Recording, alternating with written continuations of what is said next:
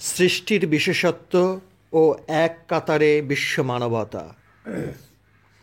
সৃষ্টি এবং অনুসরণ পাশাপাশি চলে এবং চলতে হয়। এখানে ইচ্ছা এবং অনিচ্ছার ধার ধারতে হয় না। একটা অপরটাকে প্রেরণা দেয়, এগিয়ে নিয়ে যায় নতুনের দিকে। অনুসরণ বাইরে থাকে এবং বাইরে থাকাই অনুসরণের ধর্ম।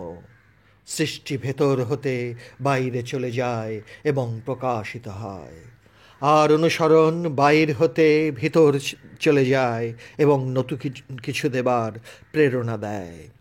সুতরাং একটাকে বাদ দিয়ে অপরটাকে রাখার প্রশ্নই ওঠে না। স্রষ্টা সৃষ্টি করেন, এই সৃষ্টি আপন অস্তিত্বের ভেতর হতে তৈরি হয়। সুতরাং ইহা মৌলিক বা একদম নতুন। অনুসরণকারী অনুসরণ করেন এবং এই অনুসরণ আপন অস্তিত্বের ভেতর হতে তৈরি হয় না। সুতরাং ইহা মৌলিক বা একদম নতুন নয়। বাইরের জ্ঞান বাইরে ছড়ানো যায় এবং ইহাকেই অনুসরণের মাধ্যমে জ্ঞানের অনুশীলন বলা হয়, এবং ইহা একদম খাঁটি অনুসরণ। স্রষ্টার ভিতরের জ্ঞান বাইরে ছড়ানো যায়, তবে সবটুকু নয়, কিছুটা, তাও ভাষার বিভিন্ন বাহনের মাধ্যমে। ভাষার বাহন স্রষ্টার ভেতরের জ্ঞানের ব্যাখ্যা দিতে পারে, তবে সবটুকু নয়। ছবির মতো রং তুলি দিয়ে ফুটিয়ে তুলতে পারে, কিন্তু ভেতরের জ্ঞান ভেতরের অনুভূতির অভ্যন্তরেই লুকিয়ে থাকে। এই জ্ঞান অর্জন করতে হয় সাধনার একাগ্রতার মধ্য দিয়ে, এবং ইসলামী পরিভাষায় এই জ্ঞান অর্জন করতে হয় প্রজ্ঞার মসজিদে বাস করে।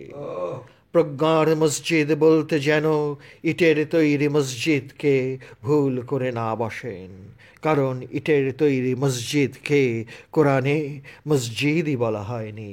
এই কথা কয়টি বেশ কয়েকবার বলা হয়েছে। এই জাতীয় বিশেষ জ্ঞান ভেতর হতে ভেতরে ঢুকিয়ে দেওয়া হয়, তাই বাইর ইহা বুঝতে পারে বা কিছুটা অনুভব করতে পারে, কিন্তু এর বেশি এগিয়ে যাবার ক্ষমতা বাইরের থাকে না, কারণ বাইর চিরদিন বাইর। ভেতরের জ্ঞান রহস্যে ঢাকা থাকে।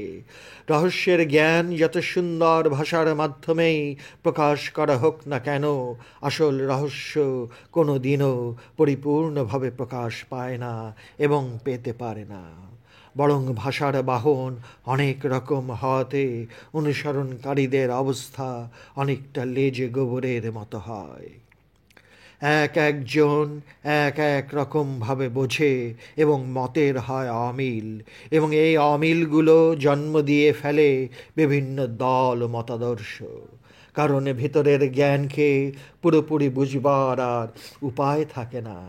তখন অনেক রকম মতাদর্শের নতুন নতুন গাছ গজায়, এবং এই সব গাছে যত আজব আর অদ্ভুত ধরনের পাতা গজায়, যা দেখে সাধারণ অনুসরণকারী মানুষের মধ্যে আসে রং বেরঙের নিত্য নৈমিত্তিক হতাশা, যাকে ফ্রাস্ট্রেশনও বলা যায়। কারণ এদের ভেতরের চোখটি অন্ধ হয়ে আছে। কি করে খুলতে হবে সেই চোখ, তা নিয়েও লেগে যায় গণ্ডগোল। এই গণ্ডগোলের মধ্যেই ভেতরের চোখ খোলার অনেক রকম নিয়ম কানুন প্রচার হয়ে যায়। যদি কারো ভেতরের চোখটি খুলে যায়, তাহলে সেটা তার সাধনার কর্মফল নয়, কারণ ভেতরের চোখ কেবল সাধনার দ্বারাই খোলা যায় না। সাধনার সঙ্গে রবরূপী আল্লাহর রহমত থাকতেই হবে, নতুবা অসম্ভব।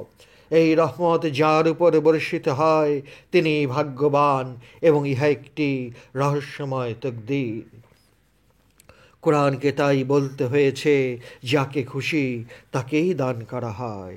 এখানে সাধক ভেতরে প্রবেশ করার দরজা পর্যন্ত আপন সাধনা দ্বারা যেতে পারেন, কিন্তু ভেতরে প্রবেশ করার কোনো ক্ষমতাই থাকে না। অর্থাৎ সাধনার দৌড়ে ভেতরে প্রবেশ করার দরজা পর্যন্তই যেতে পারবে, যাকে কোরআনে ইলাল মসজিদ, ইলাল কাহাফ ইত্যাদি ভাষায় বুঝিয়ে দেওয়া হয়েছে। ইলাল অর্থ হলো দিকে, আর ফিল অর্থ হলো ভিতর। ফিল কাহাফ অথবা ফিল মসজিদ যেখানে কোরআন বলেছে, সেখানে আল্লাহকে আমি রূপে পাওয়া যায় না, সেখানে আল্লাহর রূপ হয়ে পড়ে আমরা। আমরা রূপেই আল্লাহ সাধককে ভেতরে ঢুকিয়ে দেন, এবং তখনই সাধক বুঝতে পারে যে নিজের অস্তিত্বের ভেতরই তিনি লুকিয়ে আছেন, এবং ইহা দেখা মাত্র সাধক বিস্ময়ে বিমোহিত হয়ে পড়েন, এবং অনেক সাধকই তখন চিৎকার দিয়ে বলে বসেন, আনাল হক, আনা সুবহানি, মা জামুসানি, লাইসাফি জিব্বাতি সেওয়াল্লাহ তালা ইত্যাদি, যাহা বাইরের অনুসরণকারীরা কিছুই বুঝতে পারে না এবং অনেক রকম গণ্ডগোল বাঁধিয়ে বসে। এই গণ্ডগোলের খেসারত দিতে হয়েছে অনেক সাধককে, যেমন মনসুর হাল্লাজ, শামস তাবরেজ এবং সরমাস্তের মতো বড় সাধকদের। কারণ তারা আপন অস্তিত্বের ভেতর রবরূপী আল্লাহর দর্শন পেয়েই বলেছেন, যা সাধারণ অনুসরণকারীরা বিন্দু বিসর্গও বুঝতে পারে না। কারণ তারা বাইরে আল্লাহকে খুঁজে বেড়ায় এবং বাইরে খুঁজে কাঁচকলা পায়, কারণ বাইরে হতে আল্লাহকে বোঝা অসম্ভব। তাই কোরআনে বলতে হয়েছে, আমরা, আমি নই, তোমাদের শাহরাগের কাছেই আছেন। অথবা যে তার নিজেকে চিনতে পেরেছে, সে তার রবকে চিনতে পেরেছে। অর্থাৎ অস্তিত্বের ভেতরেই তিনি থাকেন, এবং অস্তিত্বের অনুসরণের মাধ্যমেই খুঁজতে হবে, বাইরে হতে নয়। কারণ বাইরে আছে অনুসরণের বড় বড় ঢেউ, যা আপনাকে উদ্দেশ্যহীনভাবে ভাসিয়ে নেবে এদিক সেদিক। এই অস্তিত্ববাদের সঙ্গে যেন আবার জাপল সার্ত্রের অস্তিত্ববাদকে মিলিয়ে না ফেলেন, তাহলে অস্তিত্ববাদের প্রশ্নেও আপনার অবস্থা হবে লেজে গোবরে। অস্তিত্বের ভেতর আপনাকে যে খুঁজে পায়নি, সে সাধক, কিন্তু সিদ্ধি লাভ না করা সাধক। এরকম সাধকেরা অনেকটা অন্ধের মতো। অন্ধ যেমন কখনোই সত্যের মাপকাঠি হতে পারে না, সেরকম এইসব সাধকেরাও সত্যের মাপকাঠি নয়, তবে এরা ভণ্ডও নয়। এরা পরীক্ষা দিতে গিয়ে প্রাণপণ অধ্যয়ন করেছেন, কিন্তু কর্মফল হয়েছে ফেল তথা ব্যর্থ, এবং ইহাও একটি জন্মচক্রের অভ্যন্তরের রহস্যময় তকদির। এর চেয়ে পরিষ্কার করে লিখতে গেলে বড় বড় ধর্মগুলোর দর্শনে একই জলের অনেক নামের বিভিন্নতাই কেবল পাবেন, কিন্তু আসলে ওই একই জল বলে ঘোষণা করতে হয়। আর এরকম বেহায়াপানা করতে গেলে সাধারণ অনুসরণকারীর দল বইটিকে ব্যান্ড তথা বাজেয়াপ্ত করার সুখবর ঘোষণা করতে চাইবে বারবার। অধম লেখকের নাম জাহাঙ্গীর। জাহাঙ্গীর হল ফার্সি ভাষার একটি শব্দ। ইহার অর্থ যাহাকে যে জয় করেছে। যাহা বলতে ফার্সি ভাষায় বিশ্বকে বোঝায়, তাহলে জাহাঙ্গীর শব্দটি হুবহু বাংলা ভাষায় অনুবাদ করলে বিশ্বজিৎ হয়। আমার নাম বাবা জাহাঙ্গীর না লিখে যদি বাবা বিশ্বজিৎ লেখা হয়, তাহলে কাজ সেরেছে। কিন্তু আসলে একই জিনিস। মানসিকতার মধ্য হতে এরকম সংকীর্ণতাকে উপড়িয়ে ফেলা চারটিখানি কথা নয়। কারণ বিভক্তির অভিশাপ আমাদের মন মগজে এমনভাবে বাসা বেঁধে আছে যে একই কথার দুটো ভিন্ন ভাষায় শব্দ প্রয়োগ করলেই গাত্রদাহ শুরু হয়ে যায় এবং সাম্প্রদায়িকতার খুশবু পায়। আবার অধম লেখকের নামের আগের বাবা শব্দটিতে কিছু লোক আতঙ্কিত হন, কারণ তারা মনে করেন যে একমাত্র জন্মদাতাকেই বাবা বলা যায়, আর কাউকে নয়। যারা আতঙ্কিত হন তারাই মনের অজান্তে প্রতিদিন কতবার ভুল করেছেন সেটি ভুলেও একবার ভেবে দেখেন না। বেশি কথা না বলে একটি উদাহরণ দিয়েই বিষয়টি পরিষ্কার করা যায়। নিজের ছেলেকে বাবা এবং মেয়েকে মা বলে ডাকি। তাই বলে কি নিজের ছেলেকে মাতার স্বামী বলে ধরে নেব, অথবা নিজের মেয়েকে বাবার স্ত্রী বলে জানব? পাগলামি আর মোটা বুদ্ধিরও একটা সীমা থাকা দরকার। অধম লেখকের স্বাধীনতা নেই বলেই লিখতে পারব না যে হজরত মোহাম্মদের পূর্বের সবগুলো ধর্ম বাতিল তো হতেই পারে না, বরং সত্য এবং শাশ্বত বাণী বহন করছে। যারা বাতিল হয়ে গেছে বলে এতকাল প্রচার করেছে, তারা নিজেদের মনকে খুশি করার জন্য দলীয় সাইনবোর্ডখানাকেই তুলে ধরেছে। এরকম মানসিকতার জন্ম হয় হিংসা আর ছোট বড় করার গবেষণার পেটে, এবং এরকম হীনমন্যতার পরিচয় সবকটি ধর্মের মধ্যেই কম বেশি পাবেন, যার দরুন আসল সত্যটিকে উদ্ধার করা এই পর্বত প্রমাণ স্তূপ হতে হয়ে পড়ে খুবই কষ্টসাধ্য ব্যাপার, এবং ইহাও কিন্তু একটি উদ্দেশ্যমূলক রহস্যপূর্ণ তকদির। এই তকদিরকে হটিয়ে দেওয়ার ইচ্ছাটি মনে হবে খুবই সহজ, আসলে ইহা খুবই কঠিন। নিজেদের আপন আপন ধর্মের সাইনবোর্ডখানা সবার উপরে ওঠাবার প্রতিযোগিতা পূর্বে অনেক হয়েছে এবং বর্তমানেও হচ্ছে। কেবল আপন ধর্মটিকে উঁচুতে উঠাবার মানসিকতার পরিচয়টুকু প্রকাশ পেলে তেমন কিছু বলার থাকতো না, কিন্তু অন্য সব ধর্মের উপর কুৎসিত মন্তব্য এবং অকথ্য ভাষায় গালাগালি যে যত বেশি দিতে পারে বা পেরেছে, সে তত দলীয় বাহবা পেয়েছে। অথচ দলের বাঁধ ভেঙে সবার হয়ে যারা কিছু বলতে চেয়েছে, তাদের ভাগ্যে যুগে যুগে জুটেছে বৃষ্টি ভৎসনার অপমান। একবার যদি আমরা ভাবি যে সব মানুষই তো আল্লাহ পাকের সৃষ্টি শ্রেষ্ঠ জীব, সবাই তো আমরা আদম আর হাওয়ার সন্তান, তাহলে কি কোরআন কি কোনো বিশেষ দলের একচেটিয়া অধিকার, এবং সেই অধিকার আর কারণেই? বাইবেল কি কেবল খ্রিস্টান নামক বিশেষ একটি দলের একচেটিয়া অধিকার, এবং তারা বাইবেলের উপর ভিত্তি করে যে সমস্ত গবেষণামূলক বিষয় লিখবে, উহাই কি একমাত্র ধর্তব্য বিষয়? অন্য কোনো দলের সেরকম অধিকার থাকতে পারে না যতটুকু খ্রিস্টানদের থাকবে। বেদ, গীতার, উপনিষদের উপর কি কেবলমাত্র হিন্দু নামক একটি বিশেষ দলের অধিকার থাকবে? তারাই কি এইসব মূল্যবান গ্রন্থের একচেটিয়া অধিকার পাওয়ার উদ্ধতা স্ফলন করবে? ত্রিপিটক আর ধর্মপদ কি বুদ্ধ নামক একটি বিশেষ দলের সাইনবোর্ড হয়ে কাঁধে ঝুলতে থাকবে? এ কী রকম কথা! এরকম কথার বিষ মানব সমাজে কারা ছড়ায়? এ কী রকম নোংরামি! আমার এটা, তোমার ওটা, এরকম খণ্ডে খণ্ডে ভাগ করে দেবার খণ্ডিত মতবাদের কুৎসিত প্রচার কারা করে? তারা কারা? তারা কি ধর্ম ব্যবসায়ী, না বিকৃত আত্মতৃপ্তি পাবার পৈশাচিক আনন্দে আত্মহারা হয়ে প্রচার করে? তারা কি একই আদম সন্তানের মাঝে ভেদাভেদের নোংরা দেয়াল তৈরি করে সেই দেয়ালের নাম সার্বজনীন বলে ঘোষণা করে? তারা কি মানুষের পরিষ্কার চিন্তাধারার পরিষ্কার বাতাসে দলীয় ঘোষণা, দলীয় গ্যাস ছড়িয়ে দিয়ে সার্বজনীন নামক আদর্শটিকে ধানের পোকা মারার মতো মেরে ফেলতে চায়? এক আদম সন্তানদের দলীয় কোন্দল কতটুকু চরমে উঠতে পারে, এবং কতটুকু চরমে উঠতে পারলে ভাই ভাইয়ের রক্তের স্রোত বইয়ে দিয়েছে এই পৃথিবীতে। সবুজ মনের মানুষগুলো দলীয় ধর্মের উন্মাদনায় কতটুকু হিংস্র পশুতে পরিণত হতে পারে, ও তার ফলাফল কত ভয়াবহ, কত করুণ এবং কত মারাত্মক হতে পারে পৃথিবীর ইতিহাসের পাতাগুলোতে, সেই অনাকাঙ্ক্ষিত স্মৃতিগুলো প্রচণ্ডভাবে বিবেকবান মানবতাবাদীদেরকে ভাবিয়ে তোলে।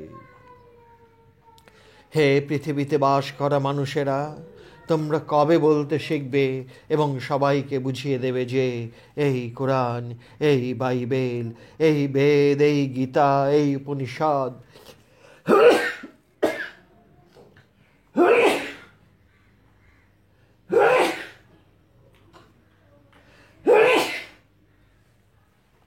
এবং এই ত্রিপিটক আর ধর্মপদ, এসব পবিত্র গ্রন্থগুলো আমাদের সবার এবং সবার সমান অধিকার। আবার হে পৃথিবীর মানুষেরা, আমরা সবাই এক দেহ এক মন নিয়ে কাঁধে কাঁধ মিলিয়ে গবেষণা চালাই সাগরের ডুবুরির মতো মণিমুক্তা তুলতে এসব পবিত্র ধর্মগ্রন্থগুলোর মহাসাগরে। এতকাল তো কেবলই সাপ আর শামুক তোলার নোংরা গবেষণায় বিভোর ছিলাম, নেশাগ্রস্ত মাতালের মতো। কিন্তু আর নয়, সবগুলো পবিত্র ধর্মগ্রন্থ আমাদের তথা আদম সন্তানদের। কোরআন কেবল মুসলমানের নয়, বাইবেল কেবল খ্রিস্টানদের নয়, বেদ গীতার উপনিষদ কেবল হিন্দুদের নয়, আর কেবল বৌদ্ধদের নয়, ত্রিপিটক আর ধর্মপদ। দল আর গোষ্ঠীর গণ্ডির বাঁধ ভেঙে দিয়ে আমরা গবেষণা চালাবো আমাদের পবিত্র ধর্মগ্রন্থগুলোর উপর। পীর পূজারক মানুষের রচিত আর এক কোরআন, মসনভির রচয়িতা মাওলানা জালাল উদ্দিন রুমির পীর মুর্শেদ কেবলায়ে কাবা বাবা শামসুদ্দিন তাবরেজ তাঁর দিওয়ানে এই কথাই চিৎকার করে ঘোষণা করে সবাইকে জানিয়ে দিয়ে বলেছিলেন আজ হতে প্রায় 1000 বছর আগে, আমি ইহুদিও নই, আমি খ্রিস্টানও নই, আমি অগ্নি উপাসকও নই, আমি হিন্দুও নই এবং আমি মুসলমানও নই। দিওয়ানে শামসে তাবরিজ।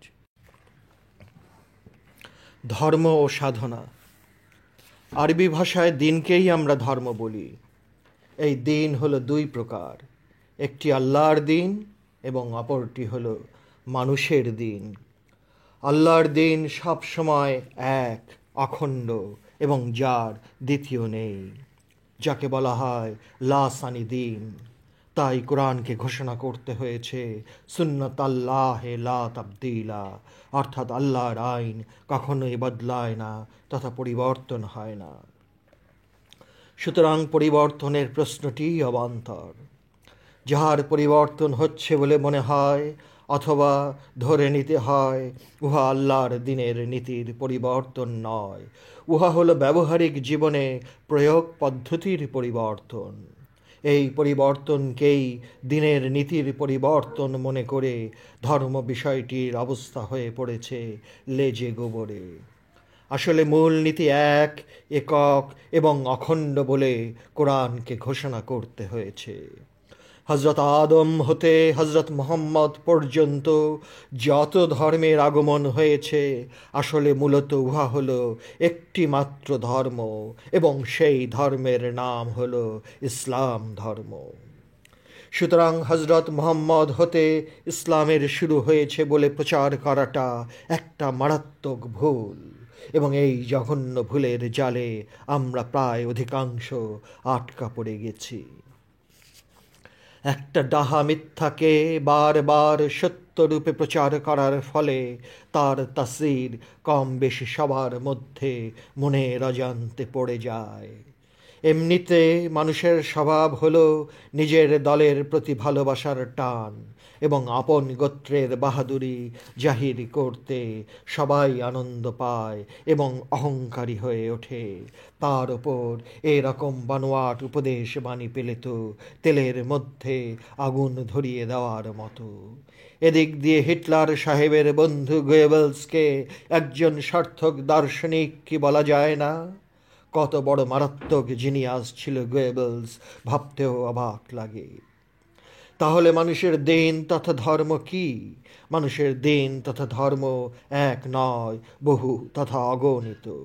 এই মানুষের অগণিত দিনের উপর লেইজি রাহু তথা উহাকে জাহির করার কথাই কোরআন ঘোষণা করছে।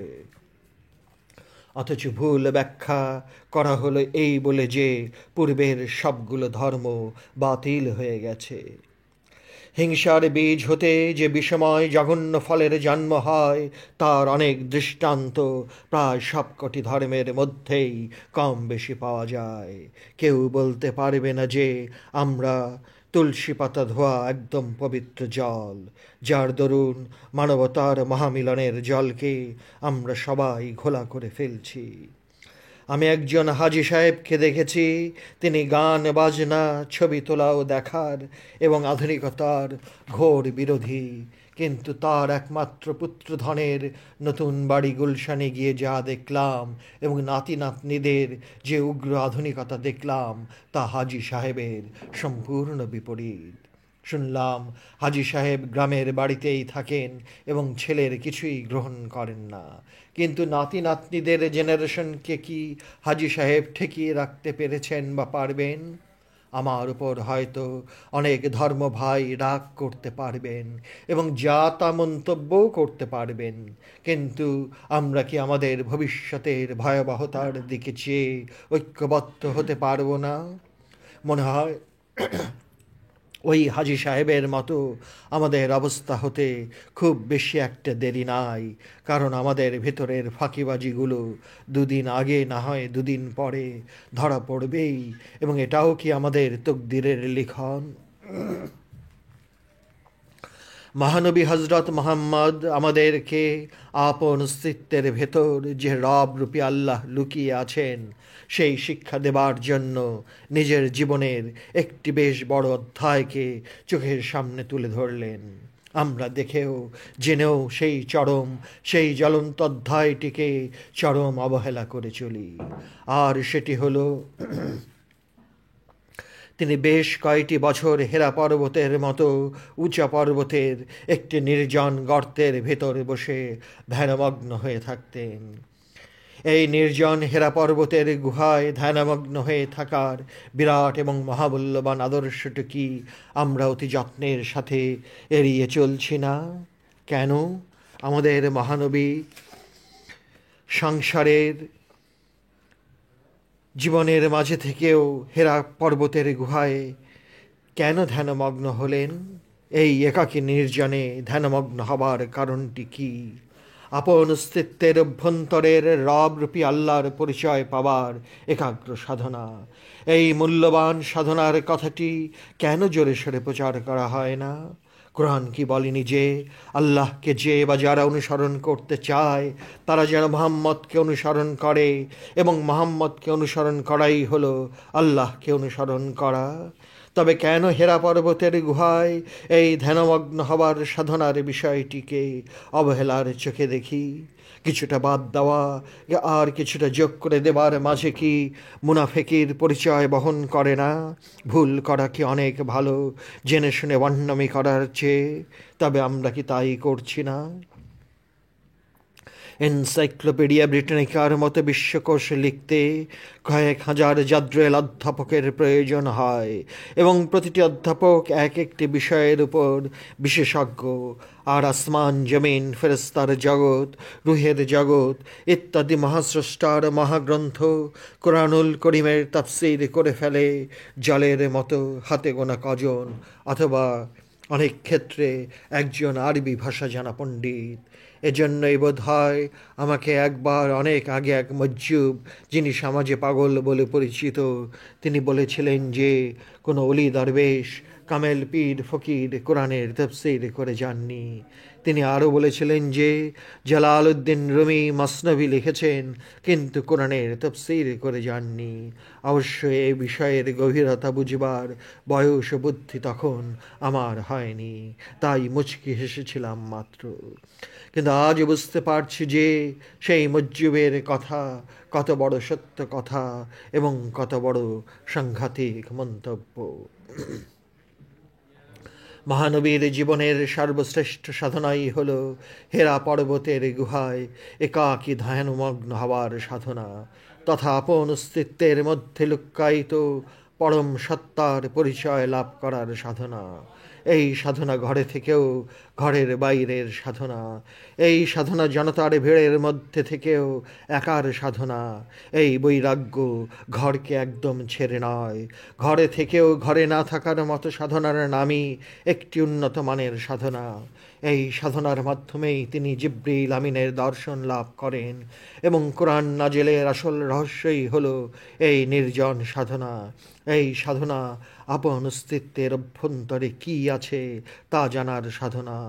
এই সাধনা ছাড়া কোনো কিছু লাভ করা বা অবগত হওয়া যে প্রায় অসম্ভব, সেটা তার নিজের জীবনের উপর দিয়ে আমাদের শিক্ষার একটি বিরাট মূল্যবান দৃষ্টান্ত স্থাপন করে গেলেন।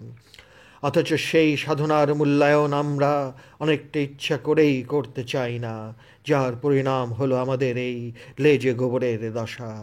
এই সাধনার নাম বৈরাগ্য সাধন। এই বৈরাগ্য সংসার জীবনে বাস করেও করা যায়, আবার সংসার জীবন ত্যাগ করেও করা যায়। সংসারে থাকা অথবা না থাকার সিদ্ধান্ত গ্রহণ একান্ত ব্যক্তিগত। ইহা করতেই হবে এমন কোনো শর্ত নেই। যদি কোনো সম্প্রদায় জোর করে যে কোনো একটিকে বাধ্যতামূলক বলে ধরে নেয়, উহা মোটেই ঠিক নয়। কারণ উহা হলো প্রবৃত্তিপ্রসূত তথা মন গড়া আইন তৈরি করে জোর করে গলায় ঝুলিয়ে দেওয়া। এরকম জোর খাটানো ইসলামের মধ্যে নেই। তাই সংসার জীবনে থেকেও বৈরাগ্য সাধন করা যায়, আবার সংসার ত্যাগ করেও করা যায়। সংসার জীবন ত্যাগ করতেই হবে এমন কথা যেমন বৈরাগ্য সাধনের প্রশ্নে ইসলাম বলেনি, তেমনি সংসার জীবনে থেকেই বৈরাগ্য সাধন করতে হবে একথাও ইসলামে বলা হয়নি। দুটোর মধ্যে একটিকেও অবশ্যই করতে হবে বলে ইসলাম ঘোষণা করেনি। সবার জন্য একই রকম ব্যবস্থাপত্র হতে হবে এমন কথা ইসলামের মধ্যে যেমন হাস্যকর, তেমনি দুনিয়ার জীবনে চলার মধ্যেও কোনো কোনো ক্ষেত্রে হাস্যকর। সূরা ফাতার 28 নম্বর আয়াত আল্লাহ বলছেন, তিনি তার রসুলকে পাঠিয়েছেন হেদায়েত ও সত্য দিন সহ সমস্ত দিনের উপর উহাদের জাহের বা প্রকাশ করার জন্য। সকল দিন বলতে মানব রচিত পার্থিব আইন কানুন বা বিধানগুলোকে বুঝায়। ব্যক্তি জীবনে এবং সমাজ জীবন পরিচালনার জন্য মানুষকে অনেক প্রকার দিন তথা বিধান তৈরি করে নিতে হয়। এই সব মানুষের দিনগুলো তথা বিধানগুলো আল্লাহর একমাত্র দিনের তথা আল্লাহর মৌলিক সৃষ্টি বিধানের ধারার সঙ্গে যোগসূত্র না রাখলে মানুষের কর্মজীবন তৌহিদ ভাব হতে সরে পড়ে। এই জন্যই আল্লাহর একমাত্র দিনের রঙে মানবীয় দিনগুলোকে রাঙিয়ে নিতে হয়। তবেই আল্লাহর দিন তথা সৃষ্টির মূল কার্য ও কারণ মানবীয় সকল প্রকার দিনগুলোর উপর জাহির হয়ে যায় তথা প্রকাশ লাভ করে। মুহাম্মদের ইসলামের আসলে ইসলাম একটি, কিন্তু পাঠককে বোঝাবার জন্য বলতে হচ্ছে মুহাম্মদ ইসলামের পূর্ববর্তী ইসলাম ধর্মগুলো মানব রচিত অগণিত দিনের উপর একই রূপে প্রকাশিত হওয়ার জন্যই পাঠানো হয়েছিল। সুতরাং কোরআনের এই বাক্যের দ্বারা আগের ইসলাম ধর্মগুলো যাহা আল্লাহ কর্তৃক পাঠানো হয়েছিল উহা বাতিল হয়ে যাওয়ার কথা মোটেই বোঝায় না। কোরআনের এই বক্তব্যের পূর্ণ সমর্থনে আমরা পবিত্র বাইবেলের প্রথম খণ্ডের মথির 5 অধ্যায়ের 17 নম্বর বাক্যে দেখতে পাই, হযরত ঈসা তথা যীশু খ্রিস্ট বলেছেন, এই কথা মনে করিও না, তা আমি মুসার শরীয়ত আর নবীদের বাণী বাতিল করিতে আসিয়াছি। আমি সেইগুলো বাতিল করিতে আসি নাই, বরং পূর্ণ করিতে আসিয়াছি। মহানবী সংসার জীবনে বাস করেও হেরা পর্বতের সেই নির্জন গুহায় একান্ত একাকী ধ্যানমগ্ন হয়েছিলেন আপনার ভিতর আপনাকে চিনবার, জানবার, বুঝবার জন্য। মুহাম্মদকে অনুসরণ করা হলো আল্লাহকে অনুসরণ করা। কোরআনের এই কথা, এই উপদেশটি আমাদের প্রায় সবারই জানা আছে, অথচ এত বড় সাধনার বিষয়টি অনুসরণ করার গুরুত্ব আমরা কতটুকু দিতে পেরেছি? মনে হয় এর প্রয়োজনকে আমরা জীবনের চলার পথ হতে বাদ দিয়ে ফেলেছি। ইচ্ছা করে বাদ দেওয়া হয়েছে কিনা তা বলতে পারবো না, তবে বাদ যে দেওয়া হয়েছে এটা কম বেশি সবাই বুঝতে পারে। এই নির্জনতার ভেতরেই কোরআনের প্রথম বাণীটির আবির্ভাব। এই নির্জনতার ভেতরে রুহুল আমিন তথা হযরত জিবরিলের প্রথম আগমন এবং প্রথম দর্শন লাভ। অথচ এই নির্জনতার এত বড় মহান গুণগুলোর গুরুত্ব দিনে দিনে হারিয়ে ফেলেছি। এই রকম নির্জনে ধ্যানমগ্ন হবার আদর্শটি কি আমাদের উপর অন্যান্য আদর্শের মতো বর্তায় না? নিজেকে চিনতে হলে, জানতে হলে, রহস্যের পর্দা উঠাবার এতটুকু আগ্রহ থাকলে আমাদেরকে অবশ্যই নির্জন বাস করতে হবে। নির্জনে ধ্যানমগ্ন হতে না পারলে বিদ্যার একটি বড় সাগর হতে পারব সত্যি, কিন্তু নিজেকে চেনা ও জানার প্রশ্নে একটি পচা ডোবাও হতে পারব না। এটা অন্তত অধম লেখক হলক করে বলতে চায় এবং ফরমান জারি করতে চায় যে এত কিছু জানবার পরও একটি হতাশার বোবা ব্যথা নিয়ে ইহলোক হতে প্রস্থান করতে হবে।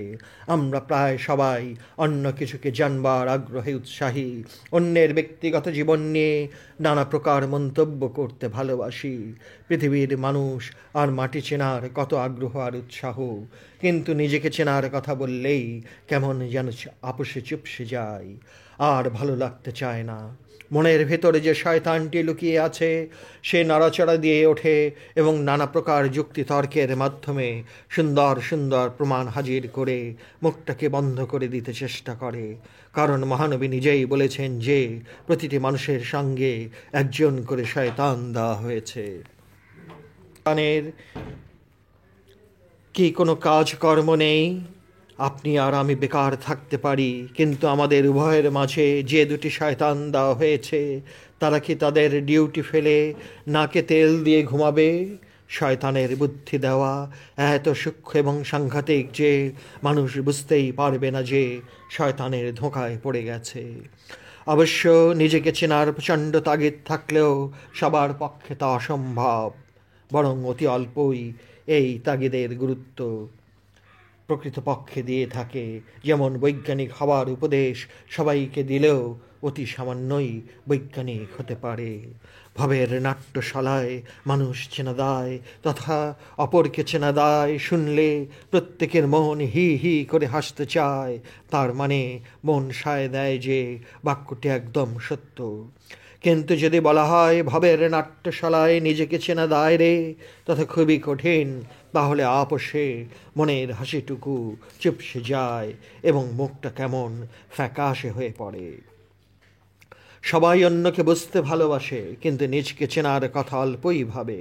কেননা অল্প লোকে নিজেকে চেনার কথা ভাবে, এই কথারও সুন্দর রহস্য আছে। কিন্তু ইহার ব্যাখ্যা লেখার মতো স্বাধীনতা অধম লেখকের নেই, এবং তারপরে যদি পাঠককে বুঝাবার জন্য কিছু লিখতে যাই তবে সঙ্গে সঙ্গে বইটি বাজেয়াপ্ত করার ঘোষণা শুনতে হবে। কারণ ইহা উপন্যাস, নাটক অথবা ছোট গল্প লেখা নয়, বরং ইহা ধর্ম বিষয়ের উপর আলোচনা। এখানে অধম লেখক অনেকটা কৃষকের বানানো মুখে মুখোশ লাগানো গরুর মতো। ফসলের পাশ দিয়ে হেঁটে গেলেও মুখ লাগাবার স্বাধীনতা নেই, কেবল চোখে চোখেই দেখে যেতে হবে, কিন্তু মুখ দিয়ে চেখে দেখবার কোনো উপায় নেই। আমরা যদি একটু ভাবি তাহলেই পরিষ্কার বুঝতে পারবো যে বিজ্ঞানের আবিষ্কৃত প্রতিটি জিনিস আমাদের উপকারে আসে, অবশ্য মারণাস্ত্র নয়। কিন্তু সেই আবিষ্কৃত জিনিসগুলো আমাদের নিজেকে চেনার জন্য কতটুকু সহায়ক?